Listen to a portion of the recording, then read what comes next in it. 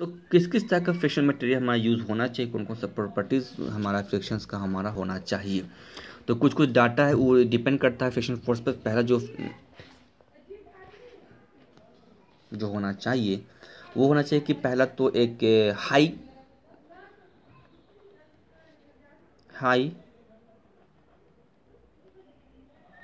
Coefficient of frictions होना चाहिए, that means the mu.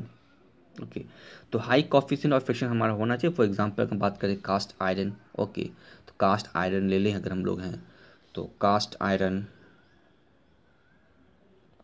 इसका वैल्यू 0.15 से लेकर 0.2 का इस्तेमाल कर सकते हैं। And another is very important कि ये किस टेम्परेचर पे काम का होना चाहिए। ओके, फिर हम कभी कभी ब्रॉन्ज का भी इस्तेमाल कर सकते हैं। ये सब मटेरियल्स होते हैं जिसका एक स्पेसिफिक प्रॉपर्टीज़ होता है जो कि कर सकता है इसमें है। ओके, तो these are the some basics materials. तो इसका एक कोफिशिएंट हमारा हाई होना चाहिए। ओके, सेकेंड प्रॉपर्टीज़ जो मेरा होना चाहिए फ्रिक्शंस मटेरियल के लिए, जैसे कास्ट आयरन ब्रॉन्ज यूज़ कर सकते हैं हम लोग हैं। ओके, इसके बाद होना चाहिए कि ये मॉइस्चर जो होना चाहिए, okay, not be affected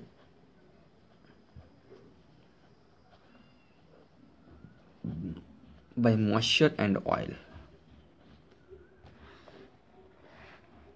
okay, तो ये हमारा मॉइस्चर एंड ऑयल से प्रॉपर्टीज में कोई कंडीशंस नहीं होना चाहिए।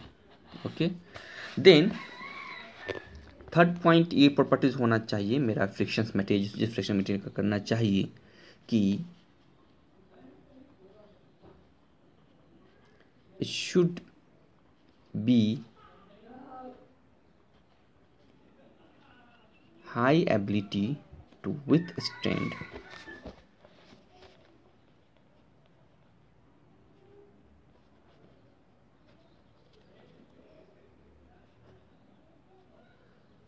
high temperature। तो अब जिस मटेरियल को जानते हैं कि due to friction the heat will be the generated, and if the heat generate it meet causes the chances of the slippage. हो सकता है कि ये जब हीट जनरेट कर लूज़ कर सकता है तो ये मेरा स्लिप कर सकता है, मतलब एंगेज होने के बाद भी ये हो सकता है कि स्लिप कर जाए, क्योंकि जब हीट जनरेट हो रहा है दो सरफेस के बीच में फ्रिक्शन के चलते, तो इसमें भी हमारा एक मटेरियल में हाई टेम्परेचर फ्रिक्शंस को कर सकते हैं। फॉर एग्जांपल कास्ट आयरन का एग्जांपल लिए थे, तो इसका 250 से लेकर 300 डिग्री सेल्सियस तक ये प्रॉपर्टी को बर्दाश्त कर सकता है। उसी तरह ब्रॉन्ज का भी 250 से लेकर 300 तक कर सकता है। तो ये हमारी बेसिक है कि जो हमारा होना चाहिए। ओके, तो हमें उसके साथ इसका टेम्परेचर भी हमको देखना चाहिए। प्लस अगर ये हीट जनरेट करता है तो इस मटेरियल में एक खूबी होना चाहिए जो कि ये हीट को एब्जॉर्ब ना करेगा। एब्जॉर्ब करेगा तो ऑटोमेटिक इसका हीट जनरेट होगा। इसलिए इस मटेरियल में हाई कंडक्टिविटी होना चाहिए मटेरियल का, ताकि हीट को तुरंत वो पास कर सके। ओके, तो high heat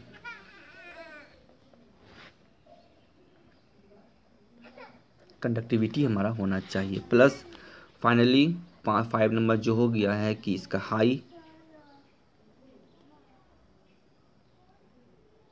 resistance to wear हमारा होना चाहिए, कि ये ज़्यादा ज़्यादा वियरिंग को बर्दाश्त कर सके। ठीक है ना। तो ये सब बेसिक जो मटेरियल प्रॉपर्टीज़ है जो हम यूज़ करते हैं। ओके, और ना जो जिसका डिस्कस करना हम लोग को है, जो उसमें सिलेबस में है, वो हमको पढ़ना है टाइप्स ऑफ फ्रिक्शन क्लच में पढ़ना है।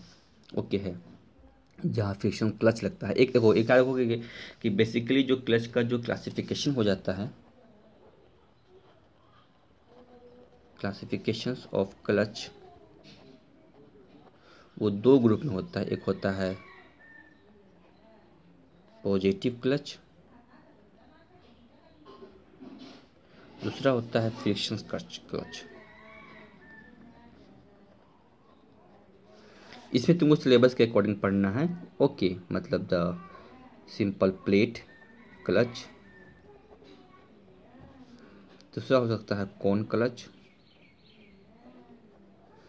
तीसरा सेंट्रीफ्यूगल क्लच।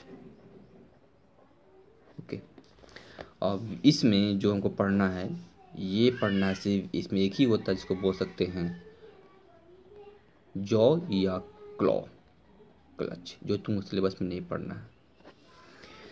डिफरेंस क्या हो समझ लेते, बस एक ही डिफरेंस इसमें। पॉजिटिव क्लच का मतलब हो जाता है कि जिसमें दो चीज़ डायरेक्ट फ्रिक्शन के चलते नहीं, पॉजिटिव फ्रिक्शन के चलते नहीं, बल्कि उसको जो और उसको इस मान लो एक शाफ्ट ऐसा है, ओके, दूसरा शाफ्ट ये है, इस दोनों में जॉ लगा रहता है, जॉ इस तरह की फंस जाता है, okay, look that, and then you can be rotating, ठीक है।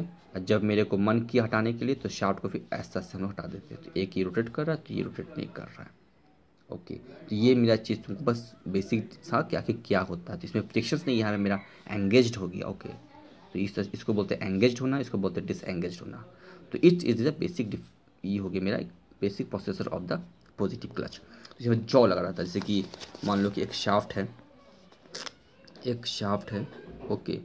अब इस शाफ्ट में क्या है मेरा है कि इस तरह का जो लगा हुआ होगा, ओके। फिर दूसरे शाफ्ट में भी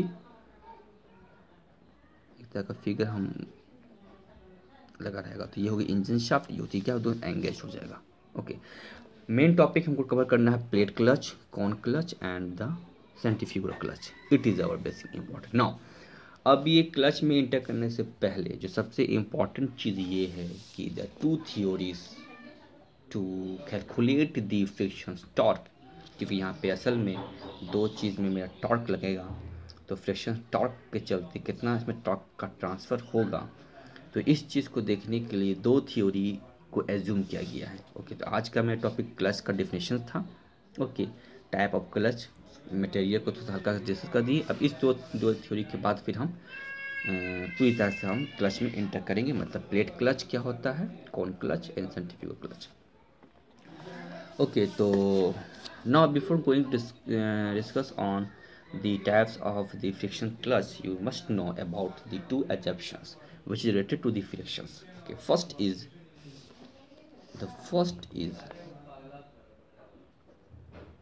uniform pressure and uniform wear theory, is sometimes called the assumptions, okay. So what is this, इसके बारे में थोड़ा सा हम डिस्कस करेंगे, क्या होता है हमारा, ये चीज़ है कि नहीं होता है। तो नाउ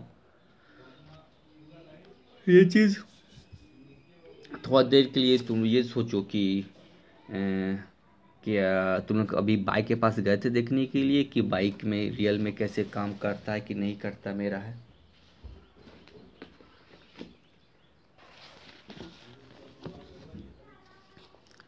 अगर तुम लोग बाइक जाके देख चुके होगे कि हाँ सच में वैसा करने से मेरा क्लच ऐड होता है, तो ताकि तब क्लास करने में मुझे तुमको समझने में आसानी होगा, तो प्रैक्टिकली क्लास करवाना था मुझे।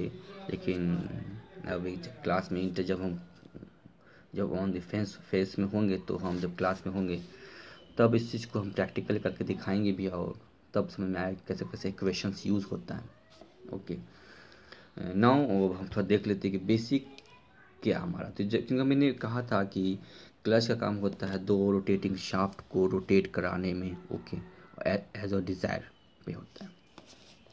अब क्यों ये दोनों थ्योरी आया, ये सबसे पहले जानने से पहले ये सब समझो कि आखिर जब हमारा फोर्स लगता है, क्योंकि हमारा सारा क्योंकि फ्रिक्शंस मेन चीज़ है, तो फ्रिक्शंस मतलब फ्रिक्शन के चलते कितना टॉर्क लगा, फ्रिक्शंस टॉर्क कितना लगा, क्योंकि ये अगर मान लो कि ये इंजन शाफ्ट है, ये ड्राइविंग शाफ्ट है, ये रोटेट किया, तो अगर फिर कोई फ्रिक्शंस मटेरियल कास्ट आयरन लगा दें या ब्रॉन्ज लगा दें इस दोनों में, तो जब लगाएंगे तो इसमें एंगेज हो गया, जब चला तो इसमें चला, तो इसमें जो फोर्स का ट्रांसफ़र हो रहा है किसके जरिए से हो रहा है, तो फ्रिक्शंस मटेरियल, तो फ्रिक्शन इसके चलते इसमें फ्रिक्शन टॉर्क कितना लगाया होगा, ओके। तो फ्रिक्शन टॉर्क कितना लगाया होगा ये डिपेंड हमारा कर रहा है, तो इसलिए हमको फ्रिक्शन टॉर्क को निकालना ज़रूरी है। और फ्रिक्शन टॉर्क का फॉर्मूला होता है, because you know that the friction torque, अभी यहाँ पे अभी पहुँचे नहीं हैं, ठीक है, इस पॉइंट पे।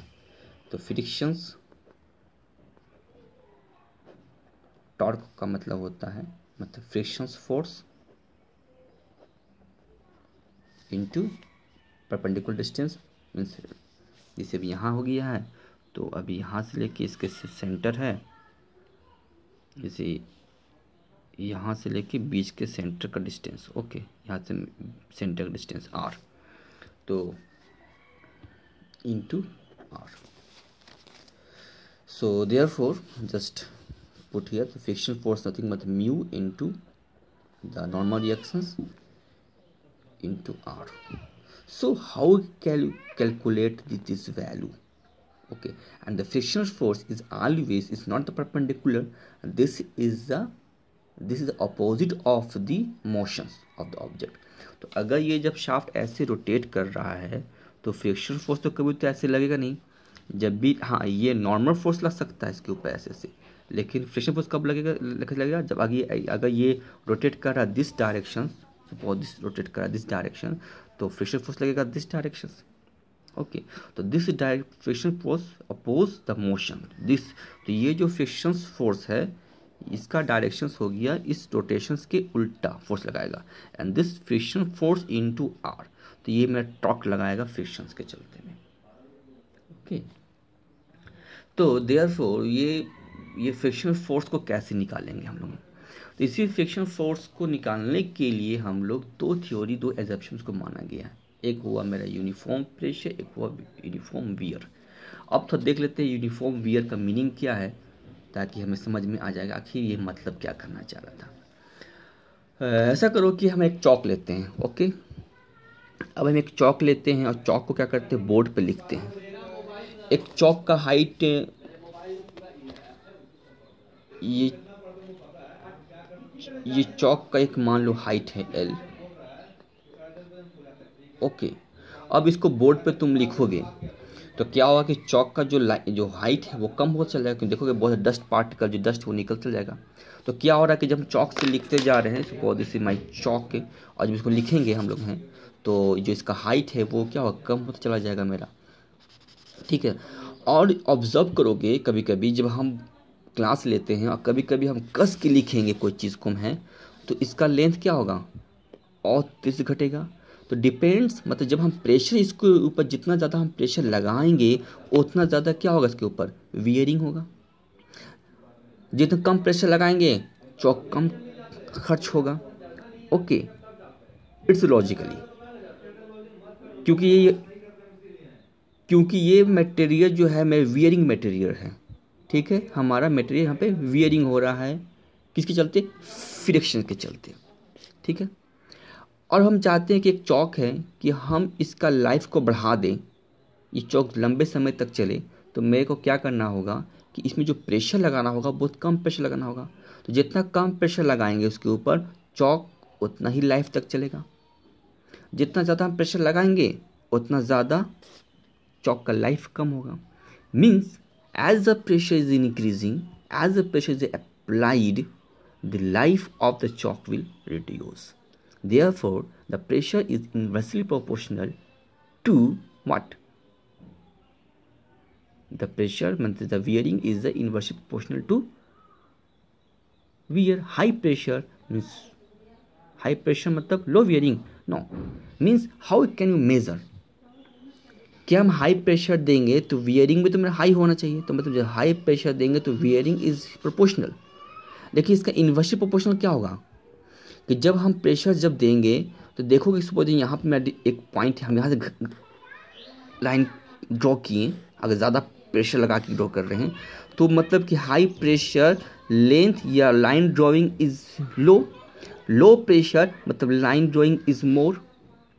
तो मतलब कि जो डिस्टेंस ट्रेवल, अगर इसको हम लोग डिस्टेंस ट्रेवल के टर्म से बोल दें कि हाँ अगर हम लोग ज़्यादा प्रेशर डालेंगे तो जो लाइफ है, जो ये जो लाइन का ड्रॉ है वो कम हो जाएगा, और प्रेशर बहुत कम देंगे तो ये जो लाइफ है ये मेरा बहुत ज़्यादा हो जाएगा।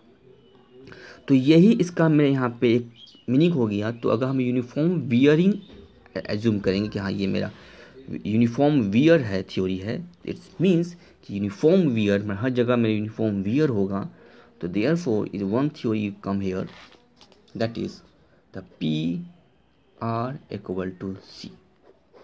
Okay, I am explain in the next term, next video.